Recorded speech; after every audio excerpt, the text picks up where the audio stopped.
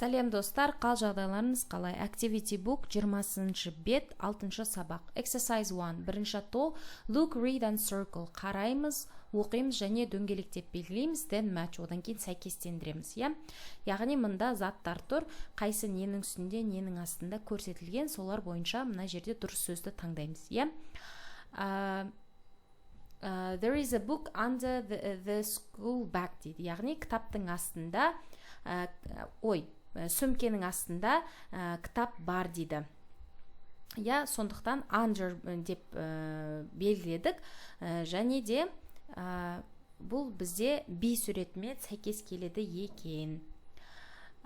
Келесі екіншісі, there are two sharpeners on немесе in the notebook болады екен.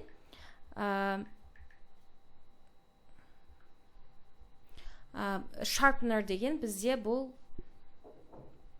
қалам ұштағыш, қалам ұштағыш. Бұл бізде қалам ұштағыш C суретінде дәптердің үстінде тұр, сондықтан on the notebook деп белгілейміз. On the notebook деп белгілейміз. Бұл C суреті бізде. Келесі, there are two pencils in the pencil case болады.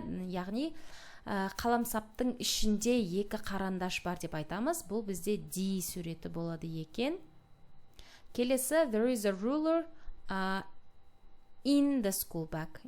Яғни сөмкенің ішінде сызғыш бар. Бұл бізде A суреті болады екен. Келесі екінші атту read and draw, оқимыз және сызамыз. This is my desk дейді, бұл менің партам. Яғни мұнда мәтінде айтылған заттарды партаның үстіне сызып шығамыз, немесе астына деген сияқты айтылған бойынша. There is a green pencil case on my desk дейді. Яғни партаның үстінде жасыл қаламсап бар дейді. Қаламсапты осылай етіп сызып шықсақ болады. Мысалы,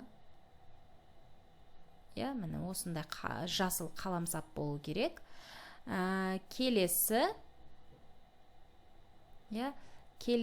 бізде I've got two pencils in my pencil case, they are yellow дейді. Яғни қаламсаптың ішінде екі қарындашым бар, олар сары дейді. Менде сары түс жоқ, сондықтан қарамен бояйым. Сіздер міндетті түрде қаламдарды сарымен бояңыздар, қарындаштарды кешірім сұраймын. Мысалы сөйтіп шығып тұр, қаламсаптың ішінен шығып тұру керек, екі қарандаш, өйткені ішінде деген мағынада бізде берілген. Келесі, look under the desk, there is a big notebook. Партаның астына қара, ол жерде үлкен дәптер бар дейді. Яғни мына жерге дәптер сызып қоямыз. Мысалы, осылай етіп дәптер сызып қойсақ болады екен. It's red дейді, бұл қызыл екен, дәптерді қызылмен сызасыздар. Жарай ма? Дәптерді қызылмен сызу керек. Қызыл етіп бояп шықсаңыздар болады осылай. Осымен бұл бетінде тапсырмалары аяқталды. Сау болыңыздар.